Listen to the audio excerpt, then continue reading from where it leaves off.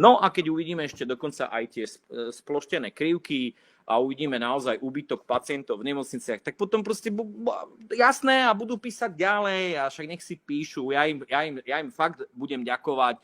Ja verím, že ten, čo to teraz napísal, v júni môj PCR test proste bude na ňo použitý, lebo ten COVID bude mať. A ja sa na to teším, ďakujem mu, proste zarobí mi 5 eur a ja sa strašne teším z tohto. Čiže a presne takto postupne ich budeme proste dávať dole z internetu, vôbec z bežného života, jednoducho budú chodiť zaruškovaní, náhubky budú mať, nebudú môcť cestovať. A ja sa budem z toho tešiť a znovu ďalší PCR test na ďalšieho a jeho možno kamaráta, ktorí pri pive si povedia, že vedia viac o tom covide ako my všetci dokopy. Ja sa z toho budem tešiť, ale aj takto bude väčšina, 70-80% ľudí, ktorí sa dajú. A našťastie týchto hoaxerov a týchto proste obmedzených ľudí ochránime my, viac rozumní, a oni znovu budú potom o 10 rokov znovu hovoriť to isté a my našťastie už budeme vedieť a budeme ich chrániť.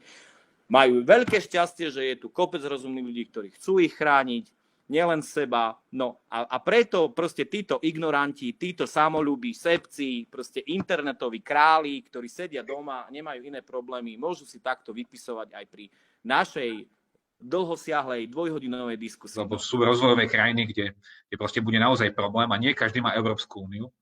Nie každý má Európsku úniu.